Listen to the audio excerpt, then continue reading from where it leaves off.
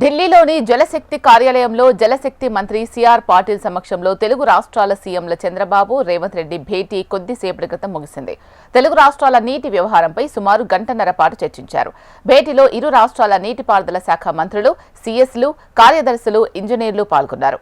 ఇరు రాష్ట్రాల ప్రతిపాదనలను కేంద్రం ఎజెండాలో చేర్చింది.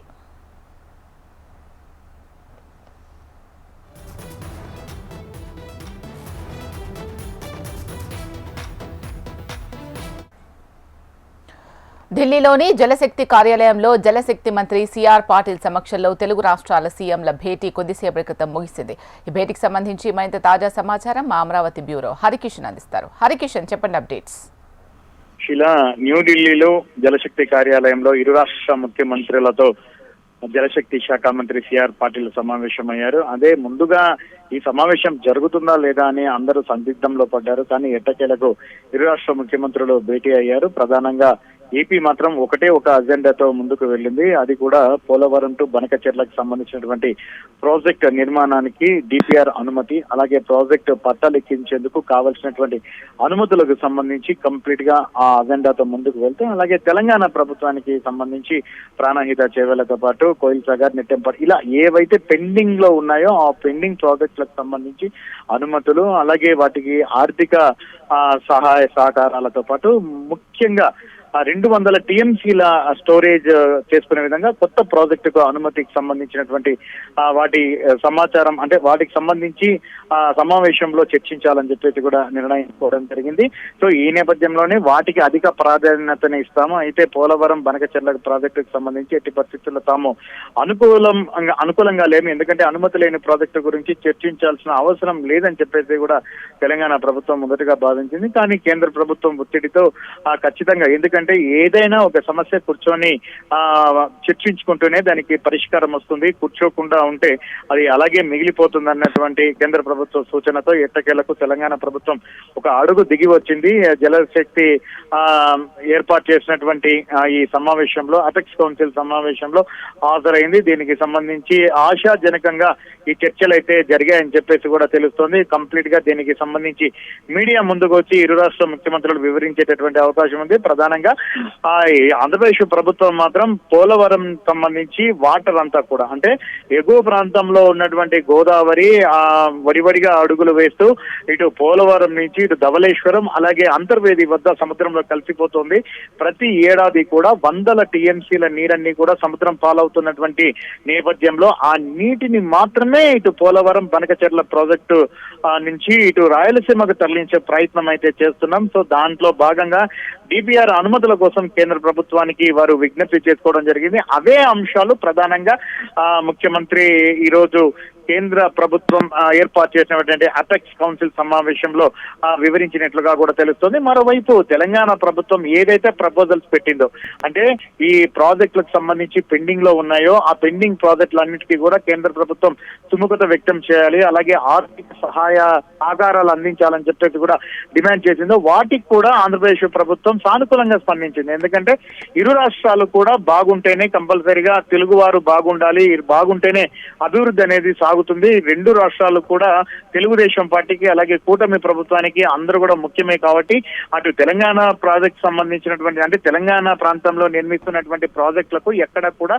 కూటమి ప్రభుత్వం కానీ తెలుగుదేశం ప్రభుత్వం కానీ వ్యతిరేకం కాదు. ఖచ్చితంగా పూర్తి సహాయ సహకారాలు అందించేందుకు ఎప్పుడు తాము సంసిద్ధంగానే ఉంటామని చెప్పేసి ఏవైతే అంటే అవుట్ ఆఫ్ మీటింగ్ సంబంధించి మాట్లాడారో ముఖ్యమంత్రి చంద్రబాబు, అవే అక్కడ స్పష్టం చేసినట్లుగా కూడా మనకు ముఖ్యమైన సమాచారం.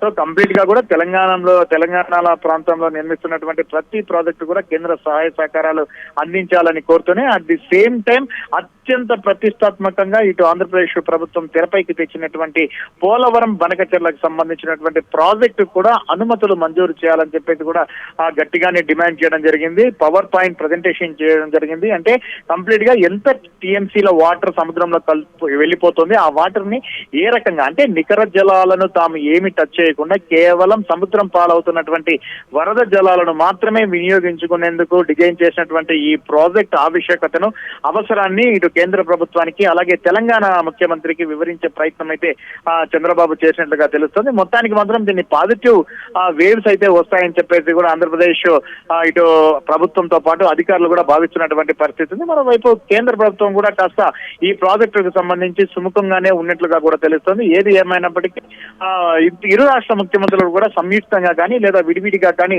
మీడియా సమావేశం నిర్వహించి చర్చలో జరిగినటువంటి సారాంశాన్ని వెల్లడించేటటువంటి అవకాశం ఉంటుంది. శీల, ఏదైతే అంశాలు ఇరువురు సీఎంలు ప్రస్తావించడం జరిగిందో వాటి సాధ్యాసాధ్యాలు ఏ విధంగా ఉన్నాయి హరికిషన్?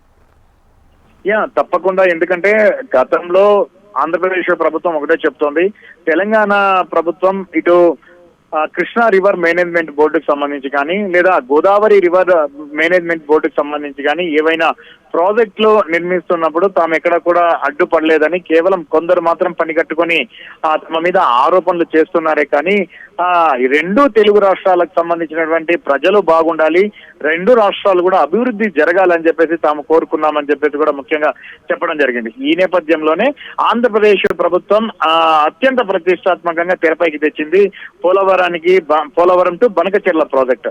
పోలవరం నుంచి అంటే నదుల అనుసంధానం చేస్తూ నిర్మించి ప్రతిపాదించినటువంటి ఈ ప్రాజెక్ట్ కంప్లీట్ గా కూడా అంటే లక్షల ఎకరాల కొత్త ఆయకట్టును సాగులోకి తీసుకురావడమే కాకుండా 3 లక్షల హెక్టార్ల సంబంధించినటువంటి ఆయకట్టుకు స్థిరీకరణ చేసేటటువంటి అంటే సాగునీటిని శాశ్వతంగా అందించేటటువంటి ప్రయత్నం, దాంతో పాటు బొల్లాపల్లి వద్ద ఒక రిజర్వాయర్ అంటే 2-3 రిజర్వాయర్లు కూడా ఏర్పాటు చేయడం వల్ల ఆ ప్రాంతంలో కంప్లీట్ గా గ్రౌండ్ వాటర్ అనేది కూడా బాగా డెవలప్ అవుతుంది.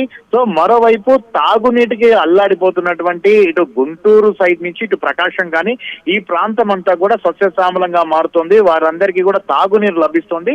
బనకచెర్ల నుంచి కంప్లీట్ గా కూడా రాయలసీమ అంతా కూడా ఈ వాటర్ ని పంపడానికి అవకాశం ఉంటుంది. సో ఆషామాషి ప్రాజెక్ట్ అయితే కాదు, కంప్లీట్ గా కూడా ఒక అంటే ముందు చూపుతో తీసుకొని వచ్చినటువంటి ఈ ప్రాజెక్ట్ ద్వారా అందరికీ మేలు జరుగుతుంది, ఏ ప్రాంతానికి అన్యాయం జరగదన్నటువంటి ఒక సమర్థవంతమైనటువంటి పవర్ పాయింట్ ప్రజెంటేషన్ ని అంటే ఒక నివేదికనైతే ఇటు తెలంగాణ ముఖ్యమంత్రి, తెలంగాణ అధికారులతో పాటు అలాగే కేంద్ర ప్రభుత్వం ముందర ఆంధ్రప్రదేశ్ ప్రభుత్వం ఉంచగలిగిందని చెప్పేసి కూడా మనకు విశ్వసనీయ వర్గాల సమాచారం. సో మరోవైపు దీనికి సంబంధించి తెలంగాణ ఇటు ప్రభుత్వం అధికారులు అయితేనేమి, ముఖ్యమంత్రి అయితేనేమి ఉన్నటువంటి అనుమానాలన్నీ కూడా కేంద్ర ప్రభుత్వం వద్ద నివృత్తి చేసుకున్నట్లుగా కూడా తెలుస్తుంది, వ్యక్తం చేసినట్లుగా కూడా తెలుస్తుంది. ఒకవేళ ప్రాజెక్టు నికర జలాలు వాడుకుంటే అప్పుడు ఏంటి పరిస్థితి అంటే ప్రధానంగా కూడా తెలంగాణ ప్రభుత్వం ఒకటే అనుమానం వ్యక్తం చేస్తోంది, ఏదైతే గోదావరి జలాల్లో ఇటు అంటే రాష్ట్రం విడిపోయిన తర్వాత ఫస్ట్ ఉమ్మడి రాష్ట్రం వాడుకుండేది, రాష్ట్రం విడిపోయిన తర్వాత 511 టీఎంసీలు ఆంధ్రప్రదేశ్ కి 200 చిల్లర ఇటు తెలంగాణకు కేటాయించినటువంటి నేపథ్యంలో అది సరిపోదు, మరింత ఎక్కువగా తమకు కేటాయించాలని డిమాండ్ చేస్తూ వస్తున్నటువంటి నేపథ్యంలో తాజాగా ఈ పోలవరం బనకచెర్లకు సంబంధించినటువంటి ప్రాజెక్టు ద్వారా నికర జలాలను కూడా తరలించేటటువంటి అవకాశం ఉంటుంది. సో ఆ నేపథ్యంలోనే తెలంగాణకు రావాల్సినటువంటి హక్కులైతేనేమి అలాగే నీటికి సంబంధించినటువంటి తీవ్ర అన్యాయం జరిగేటటువంటి అవకాశం ఉంటుందని చెప్పేసి కూడా ఇప్పటి వరకు బలంగా వాదిస్తూ వస్తోంది తెలంగాణ ప్రభుత్వం. అలాగే అక్కడున్నటువంటి ముఖ్యంగా ఎవరైతే ప్రతిపక్ష పార్టీగా ఉందో బీఆర్ఎస్ ప్రభుత్వం దీనిపైన బహిరంగంగా పెద్ద ఎత్తున విమర్శలు చేస్తోంది.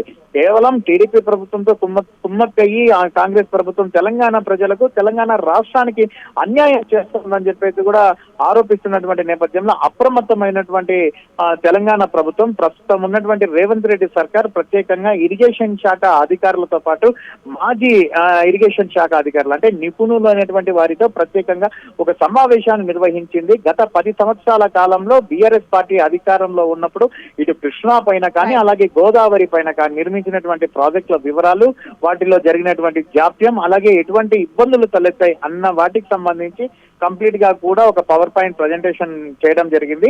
ఒకటైతే స్పష్టం చేస్తుంది, తెలంగాణ ప్రభుత్వం కాంగ్రెస్ అధికారంలో ఉన్నంత వరకు కూడా తెలంగాణకు అన్యాయం జరిగేటటువంటి ఏ ప్రయత్నాన్ని కూడా తాము సమర్థించడం, ఎట్టి పరిస్థితుల్లో కూడా వ్యతిరేకిస్తామని చెప్పే దాని ప్రకారమే కేంద్ర ప్రభుత్వానికి తాము అపెక్స్ కౌన్సిల్ సమావేశానికి హాజరు కామని చెప్పి స్పష్టం చేస్తూనే తాము ఏవైతే డిమాండ్స్ ముందర ఉంచామో, అజెండాలు కేంద్ర ప్రభుత్వం జలశక్తి వద్ద ఉంచామో వాటికి సంబంధించి మాత్రమే చర్చలో పాల్గొంటామని చెప్పేసి ఒక లేఖ విడుదల చేయడమే కాకుండా భీష్మించి కూర్చుంది. కానీ కేంద్ర ప్రభుత్వము ఎట్టకేలకు బుజ్జగించి కంప్లీట్ గా అంటే ఇట్లా కృష్ణా కానీ అటు గోదావరికి సంబంధించి సమస్యలు అన్ని కూడా పరిష్కారం కావాలంటే ప్రతి దాని గురించి చర్చించాల్సిందే. ముందు చర్చ కూర్చుంటేనే అది సమస్యనా కాదా అన్న సంగతి తెలుస్తుంది. కాబట్టి ఖచ్చితంగా ఇరు రాష్ట్ర ముఖ్యమంత్రులు మాత్రం ఈ సమావేశానికి ఖచ్చితంగా హాజరు కావాలని చెప్పేసి కూడా ఆహ్వానం పంపింది. ఎట్టకేలకు ఈ ఆహ్వానాన్ని మన్నించి ఇరు తెలుగు రాష్ట్రాల ముఖ్యమంత్రులు హాజరయ్యారు.